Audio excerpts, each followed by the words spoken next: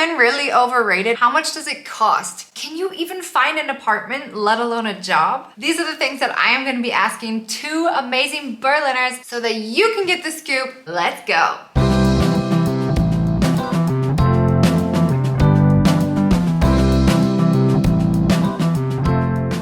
Hello everyone and welcome back to the Life in Germany channel. Today I'm excited to bring on two special guests who have been living in Berlin, Germany for quite a while. If this is the type of content that you're excited to watch and you're looking to move to Germany, or you just like listening about my stories living here in Germany, don't forget to subscribe and make sure you leave a like on this video so that I know what content you want me to create. Let's hand it on over to Alex and Geoff. We are Americans in Germany drinking whiskey. My name is Alex. My name is Geoff. And I've been in Berlin for 10 years now. And I've been here for 12 years.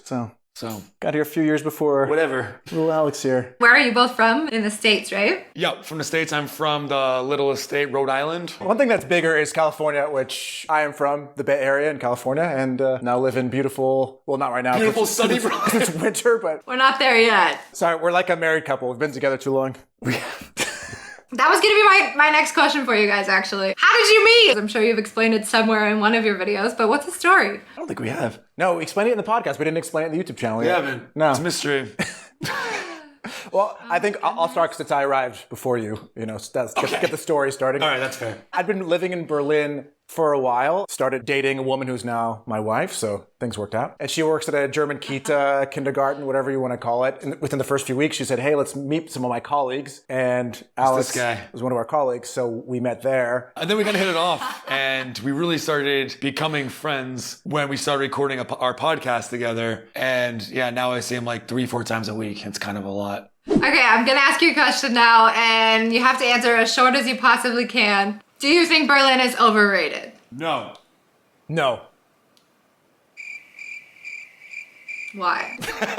Follow up. Yeah, follow up. I think Berlin is what you want it to be. Berlin can be pretty terrible if you're not really putting yourself out there and kind of embracing the chaos of it. Or not living in what should be your Keats, you know, like your type of people, your type of neighborhood. Berlin, I think, does offer something for everyone. I mean this in the most literal sense. Yeah. No matter what kind of niche you're into, Berlin's gonna have that niche there. And if they don't, you can start your own. I'm sure people will join in. It's a place for the weird, a place for the crazy. It's a place for the non-weird, the non-crazy. Whoever you want to be, the city's going to embrace you as long as you embrace the city. It's kind of like the Paris ratio, right? Everyone thinks Paris is incredible. They go there like it's not that great. You have an expectation. Right. Yeah. And I think when people move abroad to Berlin, they have this expectation of this cheap, arty, beautiful city, which it is, but it's also, you know, difficult and dark and dumpy and people can be hard. I think if you do embrace those things and kind of embrace that German directness and embrace all that things that kind of make Berlin what it is, I don't think it's overrated. I think it's the most incredible place in the world. And I try to find other places when I travel that's better than Berlin, and I still haven't found it yet.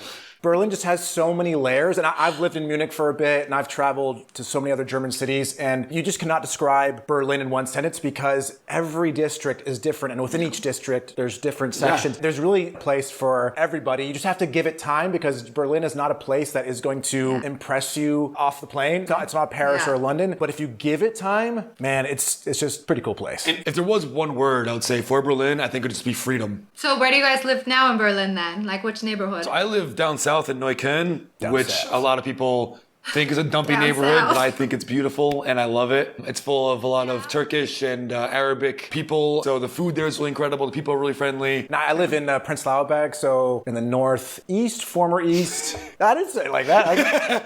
I live in Prenzlauer Berg. Oh, I mean, it's where I live. What do you want me to do? I mean, actually, Prenzlauer Berg was a place that in the beginning, I was actually not excited to go here because I knew nothing about it. But then I grew to love it over time. It's a great district. So if you guys were to say what you love and what you could do without in Berlin, what would you say? Oh boy. I love how green Berlin is. And I don't necessarily mean how environmentally friendly, but because it is, but I lived in LA for a long time, which is a huge city with, 8-9 million people. You could drive for hours and never see a park, or never see a green space. And Berlin is just, sure, there's Tiergarten, like the Central Park of Berlin, but forget that. There's 100 other smaller parks that are still big all around Berlin, you walk 5 minutes and you're at a different park. I mean, there's just so many green spaces. An old airport that's a park, you know? It's incredible. You really don't feel like you're in a big capital city. You can really get away from it and in 5 minutes, no matter where you live. I think one of my favorite things is the public transport here. Geoff knows really well. I really hate cars now.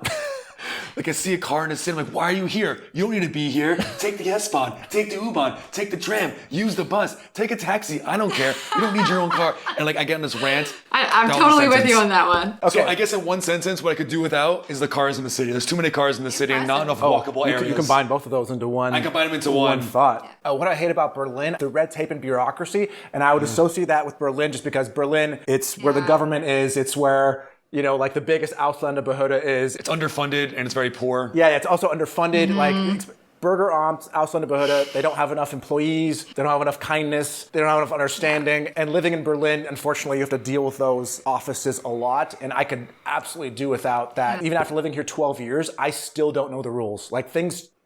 because I'm a freelancer, so I deal with tax stuff, and you think, oh, I've got it, and then suddenly this new thing comes up. They're like, nope, you've been doing this wrong the whole time you've been living here, and it's like, what? I have to send you guys my video of me coming out for the last time of the Ausländerbehörde, and every time I walk out crying. So I think we've answered like a lot of the inspirational stuff that people want to know, but of course there's also more of like the getting down to the nitty-gritty, the costs and the other aspects of living life in Berlin. So we're gonna try to do like a spitfire around here. How affordable is it to live in Berlin? Are there any really like half decent apartments that are actually still available? Because from what I hear on the outside of Berlin is it's extremely expensive living in Berlin, and you pay like 2 times the price than what you should be paying for what you're actually getting. Yes. Yeah. I mean, unfortunately, I was about to say my standard answer, but that's the answer before 3 or 4 years ago. That unfortunately is not true anymore. But yeah, before 3 or 4 years ago, Berlin was very, very cheap for living, but it's gone up dramatically the past few years. It's still compared to living in California, it's still cheaper. Like I'm still paying less than I would be in LA or in New York, definitely New York for a capital city. Yeah. Very cheap. Especially with the day-to-day life thing. So, food, bars, things like that. But apartments have gone kind of insane recently. You can still find deals, especially if you join like the Mietverein, the rental club type thing. Yeah. But a lot of it is time, waiting, and just trying to find that spot because apartment prices went up, salaries kind of stayed the same a bit. Our biggest advice, what we say is, you gotta deal with it. Yeah. If you want Berlin that bad, you gotta kind of deal with it. Join a WG at first, like a shared living space. Yeah. 10 years, you'll find your first apartment. Slowly. A big tip that I did when I was looking for an apartment, my girlfriend and I put our pictures on the application form.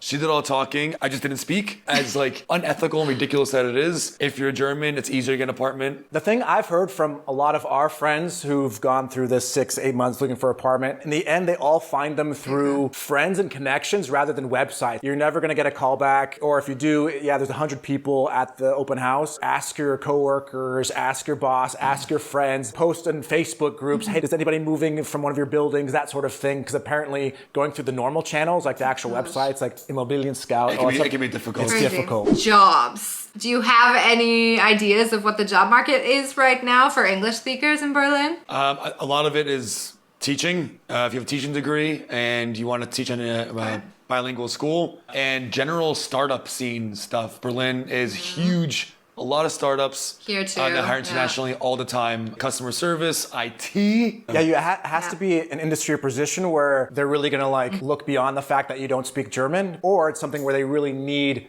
an English speaker. Like it could be difficult at first, but I find like once you get in there and you have one German job on your CV, it's much easier. You know what I mean? After the first visa, once you're paying the taxes, Germany's like, you stay here, we love you, you're paying your taxes. We're gonna move on to education and families because I think this is really interesting because you are a Kita teacher. I would love to know your opinion on, is Berlin a family-friendly place in Germany in your opinion? Yeah, I think 100%. I think obviously it has the reputation of being a party city and a very drug city and a little dangerous. Berlin's also filled with a lot of parks and also like a buttload of playgrounds everywhere and really creative, cool playgrounds. Yeah. I think especially for North Americans, you think playground, you think of like the plastic, colorful things you see everywhere, like in every every town in USA. One stock slide, one stock this, then that's like all looks the same. Yeah. And they have, I don't know what to call them, kind of like designer playgrounds where they're really well engineered and they have a theme. That's what they have, a theme. A lot of themes made of really cool wood materials.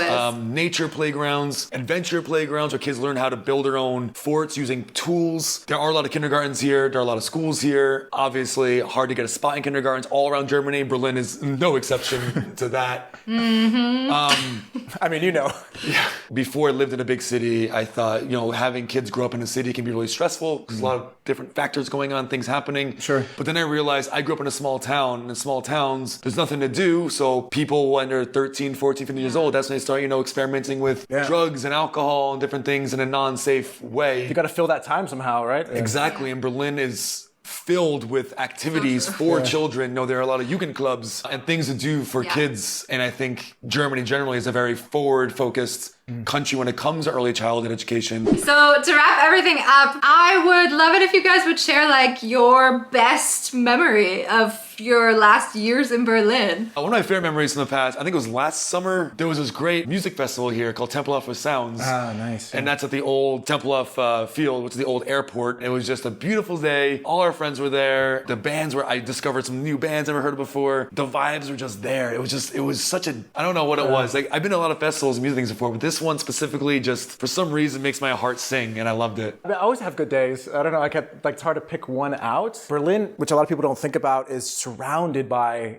forests. Within 10 minutes on the S-Bahn, U-Bahn tram, you're in wilderness almost, which one of the things I love about Berlin. This is kind of a good example. Like what was it, a month or so ago? Yes. We all took a little trip and we went into Spreewald, which is south of Berlin, brought our bikes and just cycled on the most beautiful classic German nature cycling trail. Yeah. And we went to this whiskey distillery that's just outside of Berlin. And it was just a classic Berlin day trip. You know what I mean? It's something that we've done tons of times over the years. Oh, but that day was gorgeous. But it was just kind of it's so classic Berlin to be hey guys, let's just hop on our bikes and go out to the forest and go to this cool little dorf. The history, and just there's just so much, and that's just a very Berlin thing. That's good. Because Berlin is just right in the middle of so much. Berlin is not just Berlin. The surroundings are just awesome. So I'd have to say that. It's a good representation of a cool summer thing to do. I was there too. It was a good day. You were mine too. Yeah. Look at that.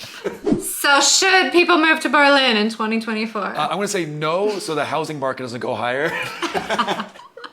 I know. No, absolutely. We've been encouraging people to move, maybe not just to Berlin, just generally. Broaden your horizons, do something new, challenge yourself. Maybe Berlin's your place, maybe it's not. Moving abroad or experiencing something like that, even if it's for a year or two, is something that you can never take back. It expands everything, really everything. The housing market probably turned people off, but we've had so many people message us saying hey, we're moving to Berlin, do you have any advice, etc. And then it would be 2 or 3 months later, those people would email us back and say hey, we've got an apartment. True. So luck does happen. It's not impossible. It seems everyone we know who looked for an apartment, it was a pain in the ass, but they found one and they love it and it worked out. So don't let that be the reason why you don't try it out. If there's a different reason, go for it. But yeah, Berlin is just a great place. It's relatively cheap. It's in the middle of Europe. Cheap flights everywhere. In an hour, you're everywhere in Europe, basically. Nature, partying, walking, good food. It's awesome. I feel like we work for the... I just love the city so much. Berlin Tourist Bureau or something like that. I love it so much, They really need to hire you guys. You'll start your own drinking whiskey in Berlin tour. It's not a bad idea. No, it's not.